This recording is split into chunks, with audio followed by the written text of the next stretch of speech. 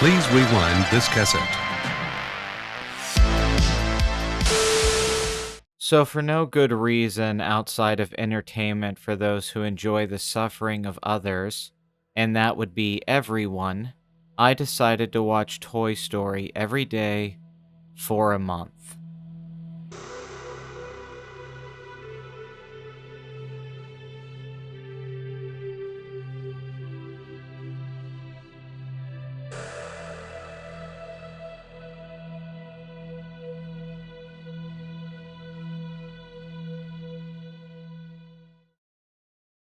Why Toy Story? Well, besides it being one of my favorite films of all time, it's also one of the most entertaining movies you could watch. It's only 81 minutes long, and so I figured it wouldn't be hard to find the time within my day to fit it into a regular schedule. So here's how this is going to go. At some point in my day, I will sit down and watch the movie from start to finish. To keep things honest, I made some rules for myself. I can't watch the movie in the background or on my computer while I'm doing something else. I have to pay attention and focus on the movie all within one sitting. I'm allowed to take bathroom breaks or pause it if something happens, like I get a phone call or something like an emergency comes up. For example, if my apartment catches on fire, I will not finish the movie until my eyelids melt, with the last thing I ever see being that of Woody and his friends before I go into the world of eternal darkness. I've seen things you people wouldn't believe. Ow! Oh, hi, Bo. I'll still watch the sheep tonight. I won't record something for the video unless I feel like it adds something. What that means is that if I have nothing new to say after one of my viewings, then the video will jump ahead to a future date where I do have something to say. So don't worry, this video won't be 3 hours long, and I will have it be more of a summary of my overall experience with this experiment. Having said all that, let's jump right in as we go back to 1995 at the birth of computer animation and the start of one of the most beloved franchises in movie history. As I expected, the first day was nothing but a pleasant experience.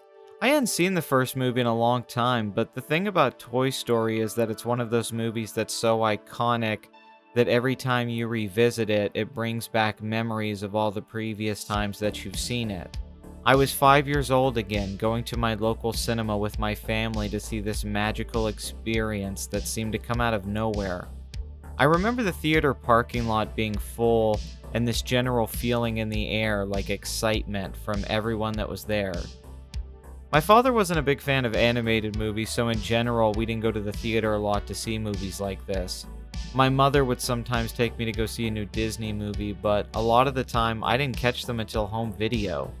However, even my dad was excited to see Toy Story.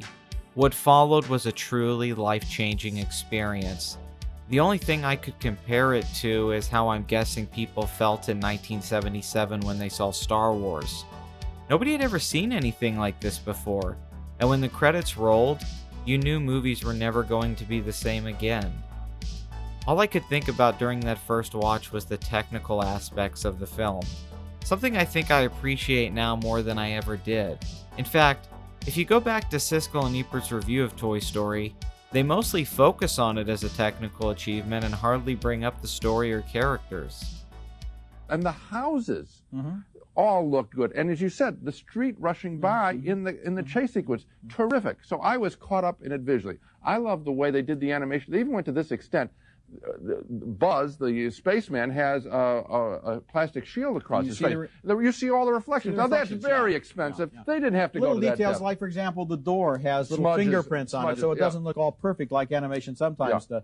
This technique is going to probably revolutionize animation in the future, and I think there's just almost nothing that they can't do. Well, with there's this going kind of to it's going to be another kind of. I think there'll always be a room for traditional cell animation, but I think this is another way, and it really looks great first time out of the box. I mean, I'm as excited about this picture as I was about Who Framed Roger Rabbit in terms of developing new animation techniques. People often wonder why CG animated films took over the market and eventually replaced 2D animation to the point that they hardly make them anymore. Well, at least in the United States. Well, I think beyond the effect of being so fresh, for me it has a lot to do with the camera angles and general filmmaking when compared to a traditional animated feature. Shots that you see in a movie like Toy Story were just harder to pull off in 2D, and sometimes they just didn't even look right. For instance, the big set piece at the end with Woody and Buzz chasing down the moving van. If you look at how it's directed, the sequence looks much closer to that of a live action film over other animated films that were coming out at the time. The cinematic language didn't only feel familiar to what we see in other movies, but it helped you buy into the reality of this fantasy world. Something about this style of animation feels more lived in, and almost like you can touch it. I do think Pixar's wonderful storytelling and world building is what made them stand out when compared to the competition, but I think nowadays we take for granted what Toy Story really accomplished. It not only created another version of a classic medium, but in some ways, it improved on it. Having said all that, watching the movie also made me sad, as it's a harsh reminder of the world we live in today, where we don't really get many 2D animated movies. And for someone like myself who loves animation, I'm devastated that we're not getting to see how much more advanced it could have gotten over the last 15 years. Sure, we still get a lot of great stuff in the world of television animation like Rick and Morty, but every time they've tried to make a 2D animated feature like Princess and the Frog, it always disappoints at the box office, and we all have to go back to watching stuff from the 90s.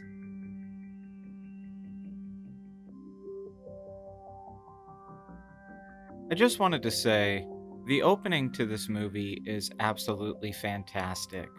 The way the filmmakers use perspective really sets up the reveal of the toys coming to life perfectly. It also does a great job of establishing Woody's love for Andy and his comfort in being the favorite toy. The moment when Woody first moves his eyes and gets up out of the bed is truly awe-inspiring. It feels like the birth of something new. On top of that, it's the first time we get introduced to the wonderful songs by Randy Newman. Following the opening, we get the amazing Army Men sequence. That on my third watch, I have to say, seems like the best directed sequence of the movie. It's almost perfectly directed and really shows off what the filmmakers are trying to do. This moment sells the entire premise of the movie. Day 6 was the first time I ran into some actual issues. The first 5 days went surprisingly smooth. I very easily found time to watch Toy Story, and each time I overall enjoyed the experience with only some minor quibbles, like how disgusting the human characters look in this first movie. But on day 6, it hit me like a wall. I found myself pushing it back until it started to get so late in the day and I was getting nervous I wouldn't watch the movie before midnight. I don't really know why, I just didn't want to. Now, this isn't the first time I've watched a movie a lot in one week. I vividly remember watching movies from my childhood and teenage years where I would just put on the same movies every day. There was one week I rented Wayne's World and watched it 3 times in the same day. However, spending my free time doing this is a lot harder with a full-time job, relationships, and just making time for things like dinner, exercise, or catching up with the essential things I need to stay happy. I forced myself to watch it at 10 p.m., in bed, on my computer. It became extremely difficult to not check my phone or listen to the movie while I did something else. It made me wonder if I don't have patience anymore. All I do nowadays is micro-watch things, or try to consume as much as quickly as possible, or to always get some kind of new content, be it a podcast or a video.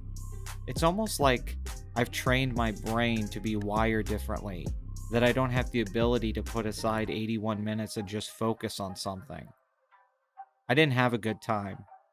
And this far in, the movie was getting boring to me. You have to realize, I've already seen Toy Story a lot before I started doing this. So by this point, it became more about getting to the end of the movie than actually fulfilling some sort of emotional experience.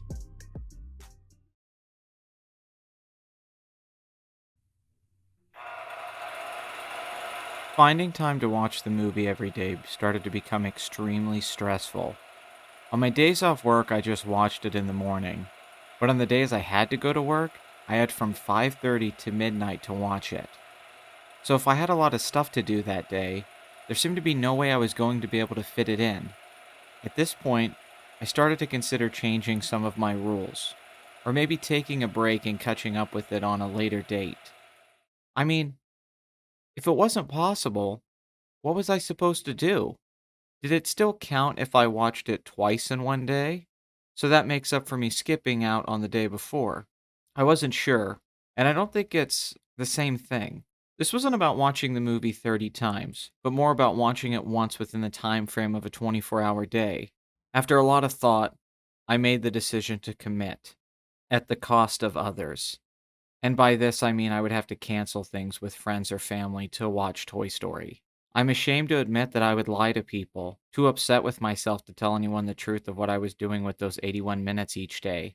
This became my dirty little secret, almost as if I was having an affair with these toys. I hate this movie. I hate Woody's voice. I hate the Mr. Potato Head jokes, and I hate how synced up with it I've become. I know the exact timing of everything, and I can almost quote the movie perfectly now. A lot of deeper questions started to come up, as I had to cling on to anything to get myself through it. So I convinced myself this was about studying the film and finding its true meaning, that I would somehow find the key to the deepest analysis of it. Terry Gilliam once said about the movie that it's brilliant because toys are true to who they are. By this, I think he means the personality of each toy is built around the kind of toy it is.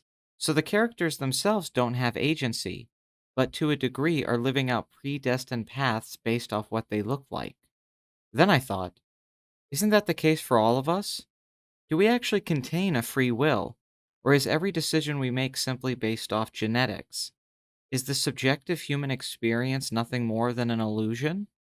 Toy Story 1 feels like it's dealing with one coming to grasp with their own humanity, its limitations, and its wonder. Toy Story 2 is about legacy, and Toy Story 3 deals with accepting, letting go, and death. Then with Toy Story 4, we deal with your purpose after you have already accepted your mortality and overall loneliness in life. This was starting to fuck me up. Then I started to go back to an earlier point about how this movie killed 2D animation. Were the filmmakers aware of this? In many ways, Woody feels like traditional animation, a cowboy, reflecting the past heroes of cinema. He's the classic, and nothing is going to change his power position with Andy, and with us, the viewer. Then Buzz comes along, the spaceman representing the future, the new, and all of a sudden Woody has to deal with being replaced, just like 3D animation did a few years after the movie came out. By the end, the filmmakers seem to be arguing for some kind of harmony between the two mediums, a world where the traditional classic can live alongside the present and future. But despite this working out in the movie, with Woody and Buzz becoming best friends, in the real world it's like Woody got thrown into the trash. Is this movie actually a meta-commentary about not only the state of animation, but technology and innovation in general? How we're so easily scared of change, but that ultimately change is both a healthy and unavoidable part of life? When Woody throws Buzz out the window, was that when Disney fired Lasseter? I don't know.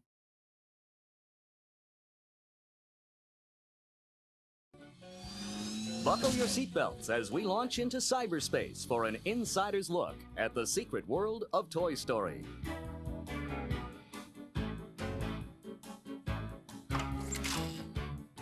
The art of animation went to infinity and beyond with Toy Story, the world's first completely computer-generated movie. Whoa! With an all-star cast of voice talent headed by Tom Hanks and Tim Allen, and a score by Grammy winner Randy Newman, the film became the #1 box office champion of 1995 and won a special Academy Award. These guys are professionals. They're the best. Toy Story also represents an amazing breakthrough in the way movies are made. When the Walt Disney Studio joined creative forces with the computer pioneers at Pixar, they didn't just make a movie, they made history. Draw! Until now, feature animation meant hand-drawn cartoons, shot one frame at a time, But instead of using traditional ink and paint, Toy Story's 27 animators gave their characters life by moving three-dimensional images created inside a computer. Look, we're all very impressed with Andy's new toy. From there, state-of-the-art computers build the geometric shapes into lifelike puppets before rendering them with color, texture, and shadows. I think the word you're searching for is Space Ranger. Director John Lasseter and his computer artists and scientists spent 4 years designing everything you see. Every character, house, and car, down to each of the 1.2 million leaves on the trees in Andy's neighborhood. In fact, the more you know about how it was made, you'll never be able to watch Toy Story the same way again. I don't think I can do this anymore. Instead of being able to focus at my job or in my personal life, I spend a lot of my day thinking about Toy Story, about how I have to watch it and how many hours it's consumed over almost 3 weeks. I did the math, and at this point, I had watched the movie enough times to be more than that of a 24-hour day. I lost an entire day to Toy Story. There's no way this is good for my mental health. I started to have trouble sleeping and getting other things done. What was the point of all of this until it was over? Today I was really considering just stopping and just lying in the video and telling you I watched it for the whole month. I mean, how would you know if I was telling the truth? You weren't here to watch me watch it. There's no evidence. I could just wait until the last day and watch it one more time, take some notes, and make it seem like I did it. Or I could even look up facts online that only diehard fans would know. Throughout the day, I sometimes find myself randomly saying lines from the movie out of habit. I've worked on my impressions for each of the characters. And I sometimes have flashes of images, things in Sid's room or at Pizza Planet. And on more than one occasion, I have Toy Story dreams. Am I the dreamer? Or is it dreaming about me? But who is the dreamer?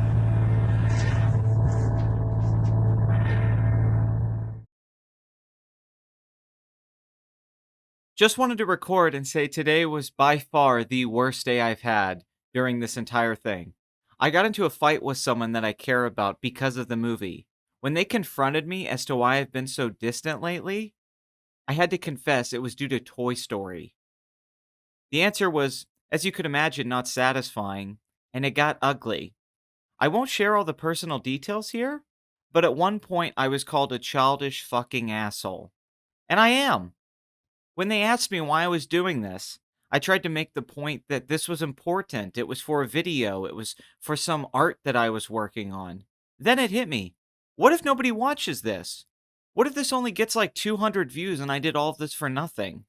Was this whole thing some desperate attempt at like some kind of clickbait video to help grow my channel? I know I'm not crazy and I know I'm not depressed in the way that people who actually deal with depression are depressed. But why am I doing this? At this point, I have nothing new to say about the movie. I keep trying, but I haven't really noticed anything that I didn't notice the first 10 times. It's actually a pretty straightforward and simple film. It lacks narrative surprise, and overall, despite pretty good pacing, there's nothing about it that makes it worth watching this many times in a row. Maybe if this was The Godfather, Fanny and Alexander, Stalker, some kind of art criterion film bullshit like that, I could find something to cling on to every day. But not this. And not for this long. Hi, welcome to CorporateMojo.com. Here's the top 7 things in Toy Story that you never noticed. Number 7. Did you ever notice Mickey on the clock in Andy's bedroom? Of course you did. Number 6. On the bookcase in Andy's bedroom, the shelf of books are all screenplays and animated shorts by Pixar. Number 5. In the end credits, it says Production Babies. These names are the name of children born during the making of the film. Number 4. There's a scene featuring Bifford Tools. That's the company that sponsored Tool Time on Home Improvement, also starring Tim Allen, the voice of Buzz Lightyear. Number 3.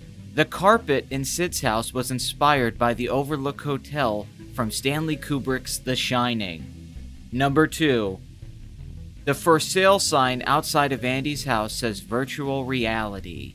And number 1, the characters blink their eyes one at a time. I started to remember one Halloween where I went as Woody and my friend Brian went as Buzz Lightyear. That day at school, I got my face painted, and my mother was upset with me when I got home because we were going to go out trick-or-treating, and she wanted me to wash it off my face. She thought it ruined the costume. We didn't even buy the costume from the store. My mom actually made it herself. I called her to see if she still had some pictures that I could put in the video, but she said she didn't know where they were at. I also remember that my grandmother got me a Woody doll for my 6th birthday. And one of my friends, Kyle, had a big Buzz Lightyear toy that I stole one day, and then I ran around the playground with it until I got in trouble. I saw Toy Story 2 in the theater with my dad in '99, and at the time I remember being really disappointed in it. As the years have gone on, I like that movie a lot, but for some reason I didn't respond to it when I was a kid. I saw Toy Story 3 at a drive-in, and I cried like everyone else. I remember being surprised by how overwhelmingly positive the reviews were. I was reading them on my phone before we went to go see it. My mother came to visit me and we saw Toy Story 4 together at a $5 theater close to my apartment. She, like many people, was very disappointed in it. I still like Toy Story 4, but I understand that people have issues with it. I've watched the Toy Story shorts that they've released, and overall I think the characters work so well that they're all entertaining. I actually think you could make Toy Story movies forever, but at some point you might need to move on to new characters in order for it to work and stop relying on the whole Woody Buzz dynamic.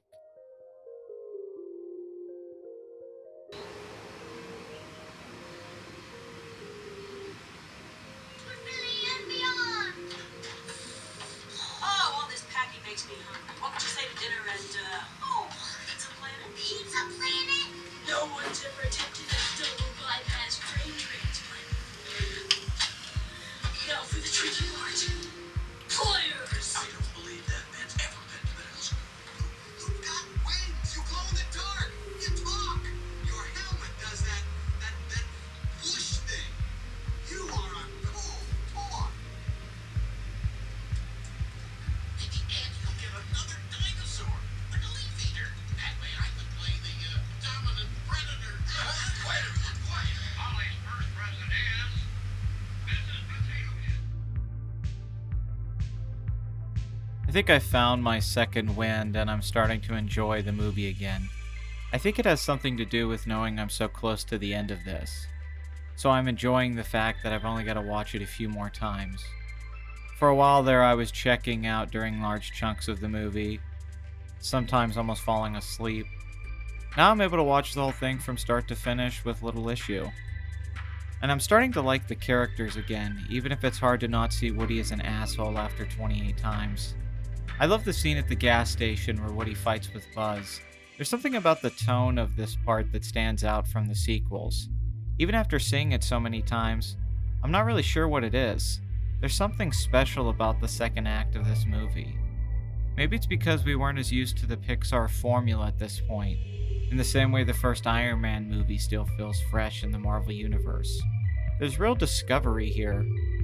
I like when Woody yells, You are a toy! The following scene at Pizza Planet just fills me with absolute joy. Maybe it's just nostalgia. Really thinking about it, it does feel as if all the sequels really leaned on the viewer's love for this first movie. So many of the moments in 2, 3, and 4 are just redone versions of scenes from the original movie. A lot of the best moments are homages or callbacks to the most famous bits.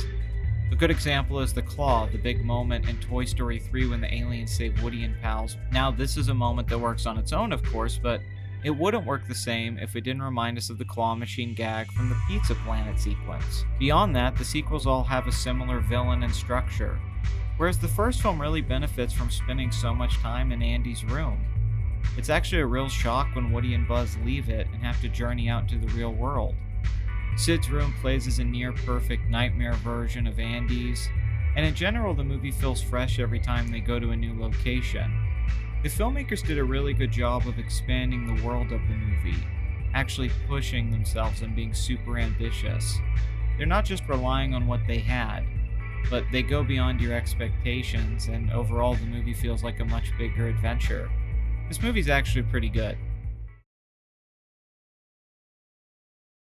Have you ever seen those photos of Quentin Tarantino where he's just standing around his house, not doing anything? Like he's trying to be deeply serious or something, but he's just standing in his kitchen? I used to always mock those photos and I would laugh at how pretentious and silly and unaware Tarantino is. But I gotta say it, I relate. I think I'm in the exact same place right now. Have I learned anything? No. I woke up today with the feeling that I'm not sure I've ever had before. This was shocking to me as I thought new feelings weren't possible at this point in my life. I was sort of just waiting for death.